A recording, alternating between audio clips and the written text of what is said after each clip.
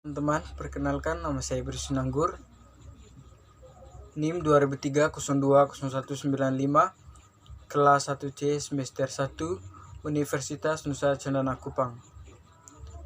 Baik, pada video kali ini saya akan menjelaskan tentang pengantar sosiologi. Pada video kali ini saya akan membahas buku ke-11, buku ke-13.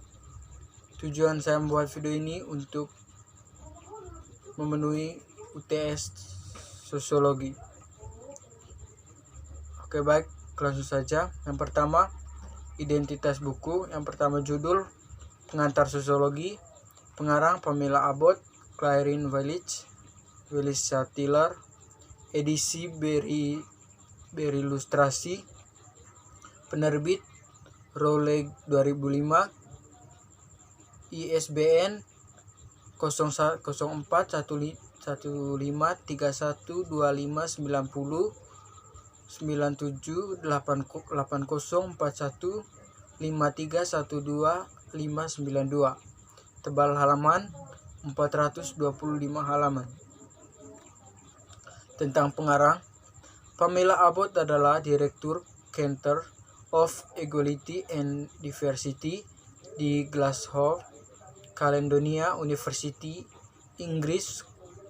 Claire Willis adalah Profesor Sosiologi Universitas Aberdeen, Inggris. Melissa Tiller adalah Dosen Studi Organisasi di Universitas Loughborough, Inggris.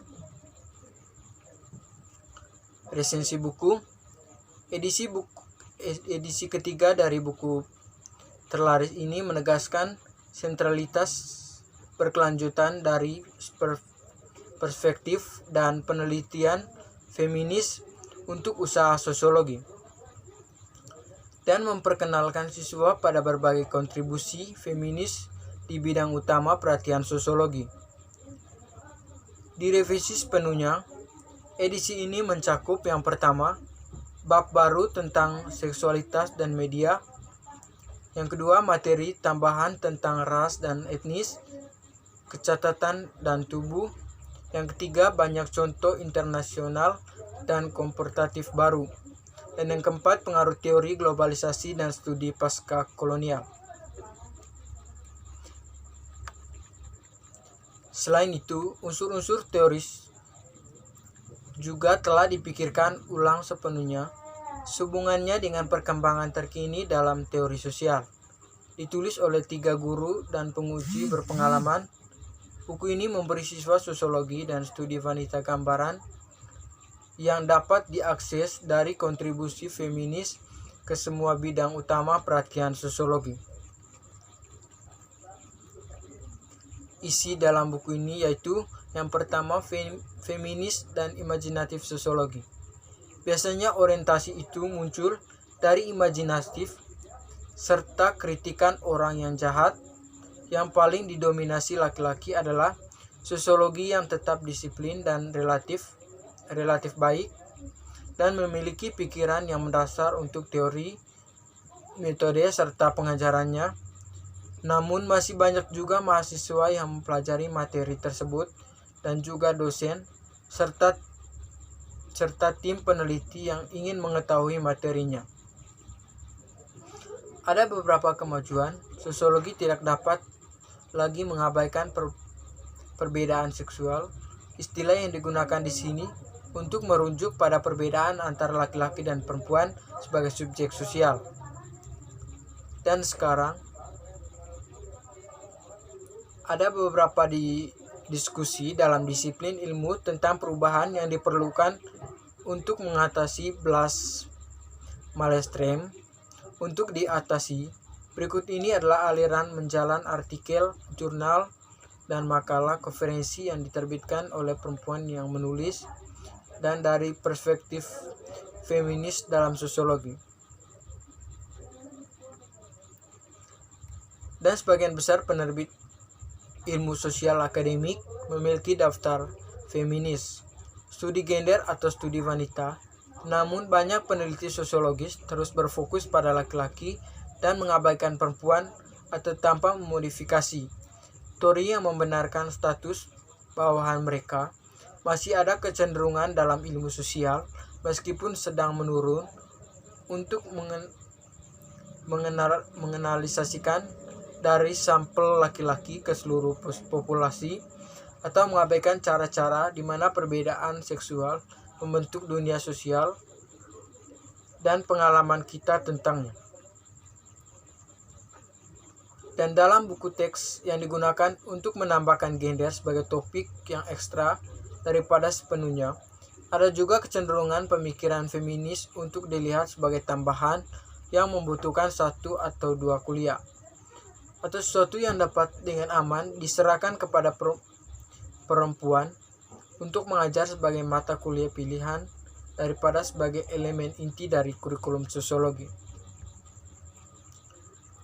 Pada tahun 1994, Robinson pernah menyatakan bahwa perkembangan studi laki-laki maskulinitas yang telah disoroti oleh feminis, mereka berpendapat bahwa studi pria dianggap utamanya dengan subjektivitas maskulin daripada dengan penelitian yang akan memberikan pemahamannya yang lebih besar tentang bagaimana pria mendapatkan, mempertahankan, dan menggunakan kekuasaan yang menundukkan wanita.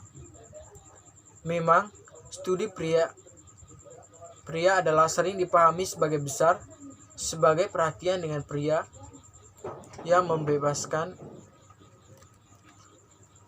penelitian dari teori feminis, tidak hanya tentang perempuan tetapi harus mencakup analisis tentang perempuan dalam hubungannya dengan laki-laki. Dan bahwa semuanya harus dibebaskan, baik pria maupun wanita, harus berubah. Namun, dalam beberapa kasus, perubahan ini tampaknya melibatkan kegagalan untuk mengenali cara-cara di mana disiplin aliran laki-laki, termasuk sosiologi, telah terlibat dalam subdominasi perempuan. Terkait dengan hal ini, gerakan menuju studi gender merepresentasikan apa yang dapat dianggap sebagai deradikalisasi studi perempuan. Bahayanya adalah bahwa pandangan dan tantangan utama terhadap sosiologi mainstream yang dibuat oleh definisi menjadi lemah. Isu sentral bagi feminis bukanlah bahwa perbedaan seksual membagi perbedaan antara laki-laki dan perempuan perlu ditanggapi dengan serius, tetapi subordinasi dan eksploitasi perempuan perlu dijelaskan. Dengan kata lain, perlu dipertahankan kesadaran bahwa keberadaan perempuan harus dipahami dalam hubungannya struktural dengan laki-laki. Hubungan yang dibentuk oleh perbedaan dan tidak kelayakan. Tantangan feminis terhadap sosiologi mainstream adalah tantangan yang membutuhkan pemikiran mendekonstruksi kategori-kategori ini di dalam diri mereka sendiri. Dengan demikian, banyak kritik yang telah kami buat di atas berlaku jika tidak lebih pada pertanyaan tentang etnis, kelas sosial, kecatatan, dan seksualitas. Sosiologi adalah disiplin ilmu yang telah dan terus didominasi oleh laki-laki maupun perempuan yang berbeda sehat, yang merupakan kelas menengah berdasarkan tujuannya. Wanita telah menjadi disiplin dan menantang pandangan sosiologi mainstream yang relatif kabur, tetapi mereka juga cenderung berkulit putih, barat, dan sebagai besar kelas menengah.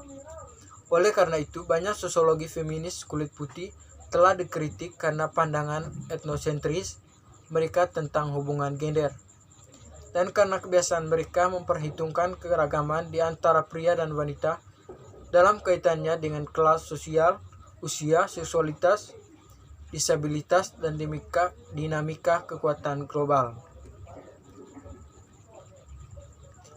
Oleh karena itu, meskipun kekerasan dalam rumah tangga seringkali dipicu oleh persepsi bahwa seorang perempuan telah melakukan tugas-tugasnya secara viras, namun tugas-tugas sebagai istri ini dapat sangat bervariasi di seluruh dunia.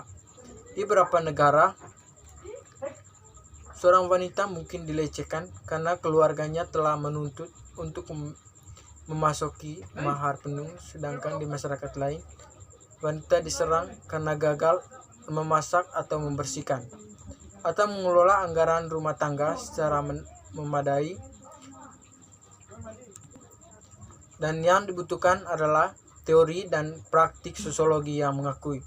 Yang pertama, pentingnya perbedaan seksual atau jenis kelamin dan seksualitas, serta kelas, ras, usia, dan kecacatan dan siksaan lain dari diferensiasi. Dan yang kedua, bahwa dunia perlu dipahami sebagai yang dibentuk oleh siksaan-siksaan diferensiasional. Dan yang ketiga, ini bahwa ranah sosial seperti publik dan privat bukanlah dunia yang terpisah, tetapi telah secara sosiologi atau ekonomis spektrum seperti itu. Sebaliknya, mereka adalah wilayah yang saling mempengaruhi, dan hubungan antara dua perubahan dan kebutuhan menjelaskan dan asumsi yang ada. Konsep dan teori sosiologi perlu dipertimbangkan kembali, dan konsep imajinasi sosiologikal, cara berpikir tentang dunia sosiologi yang menghubungkan individu dengan individu. Terima kasih.